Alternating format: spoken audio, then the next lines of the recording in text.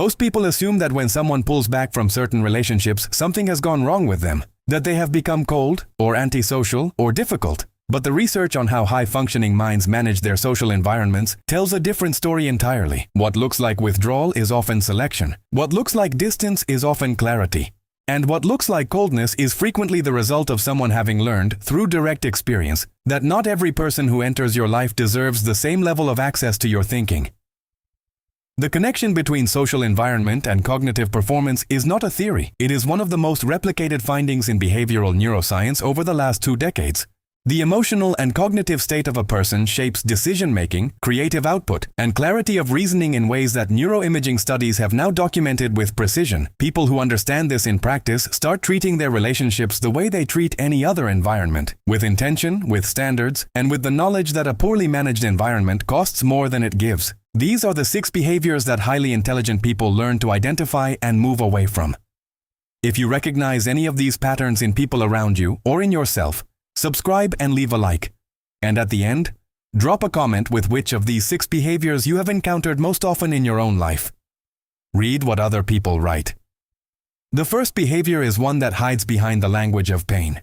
There is a meaningful difference between someone who has been through something genuinely difficult and needs support, and someone whose suffering has become a permanent identity, the organizing center around which every conversation turns, the lens through which every new development gets filtered. Social psychology refers to the process of cycling through the same negative thought repeatedly without movement toward resolution as rumination. Research by Susan Nolan-Hoeksema at Yale University demonstrated that people with high levels of rumination measurably alter the emotional state of those who spend extended time near them, through a process researchers call emotional contagion. Intelligent people are not immune to this process. They simply learn to recognize it before it takes hold. What moves them away is not a lack of empathy. It is the recognition that the suffering being displayed in that dynamic is not seeking resolution, it is seeking an audience. And an audience that applauds suffering does not help the person who suffers. It guarantees the suffering continues producing the outcome it has learned to produce. The second behavior is harder to name because it often travels alongside genuine intelligence. There is a specific type of person who has a fully formed opinion about everyone else's work, who can identify with precision what is wrong with any project, any decision, any choice, but who rarely has work of their own that holds up to the same standard they apply to others. Psychology describes this as protected evaluative distance. The position of the critic is always safer than the position of the creator, because the critic never fails, only identifies the failures of others. Highly intelligent people recognize this pattern quickly, not because they resent criticism, but because they understand the cost of maintaining relationships where the only available movement is deconstruction. Environments where nothing can be built without being dismantled before it stands teach the brain that effort does not pay. The third behavior is subtler, and for that reason more dangerous. Conditional loyalty presenting itself as friendship.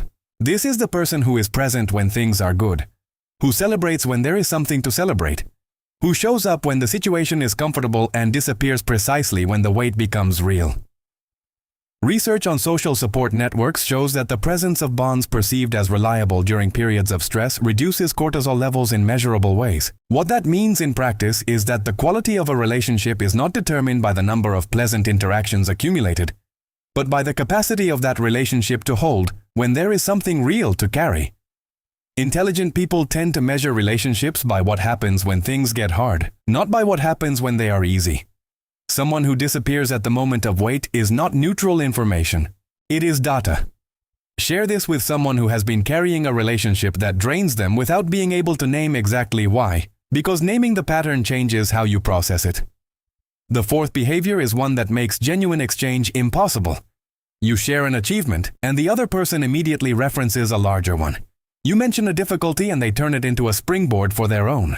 You offer an idea, and before you finish the sentence, they are already suggesting an improved version. Psychology calls this pattern one-upmanship, and studies of social interaction show it is associated with low capacity for active listening and a self-esteem system heavily dependent on relative comparison. For a person who operates with high analytical capacity, this pattern is cognitively exhausting in a very specific way. It makes any real exchange structurally impossible. A conversation where neither person can receive what the other is saying is not a conversation, it is a mirror monologue. The fifth behavior is one that intelligent people often find harder to articulate because it disguises itself as intellectual sophistication. There is an important distinction between skepticism and pessimism. The skeptic questions, asks for evidence, requires that an idea hold up before accepting that it works. The pessimist rejects before examining.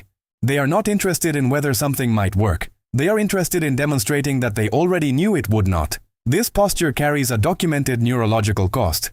Research by Martin Seligman showed that prolonged exposure to a consistently pessimistic framing affects the perception of personal agency, the willingness to attempt, and the speed of recovery after failure. Intelligent people do not avoid critical thinking. They avoid thinking that functions as preemptive sabotage, where no idea is given permission to reach the ground before it is dismissed. The sixth behavior closes the set and may be the most draining of all. Chronic inconsistency presenting itself as spontaneity. This is the person whose words and actions rarely correspond, who makes commitments they do not keep, who appears when they promised not to and disappears when they promised to be there, who defends a position with intensity today and abandons it without acknowledgement tomorrow. For a mind that operates with a high need for logical coherence, that builds models of the world based on reliable patterns, sustained proximity to someone chronically inconsistent is exhausting in a very specific way. It is not unpredictability that drains, because the unpredictable can still be mapped. It is what appears consistent enough to generate expectation and fails often enough to frustrate systematically that costs the most. Cognitive psychology describes this process as expectation violation, and studies show it activates the same brain regions associated with threat detection. The nervous system does not cleanly distinguish between the danger that might arrive and the person who promised to arrive and did not. What these six behaviors share is not malice. Almost none of the people who exhibit them are consciously cruel. What they share is that every single one of them prevents a relationship from functioning as a resource, and relationships that do not function as resources function as drains. For anyone, but especially for people who use the capacity to think as their primary tool for working and navigating the world. A persistent drain has real consequences on what they can produce, what they can see, and what they can create. Moving away from people who exhibit these patterns is not coldness. It is environment management. It is the recognition that thinking does not happen in a vacuum, that it is shaped by the conversations it feeds, by the expectations it carries, and by the emotional states it absorbs. And that choosing carefully who has access to your attention is not selfishness. It is the basic condition for remaining capable of offering something of genuine value to the people who actually deserve it. Drop a comment with which of these six behaviors you have encountered most often, and in what kind of relationship it showed up. Be specific, because the more specific you are, the more useful the thread becomes for everyone reading it. Subscribe to this channel if this is the kind of analysis that makes sense to you.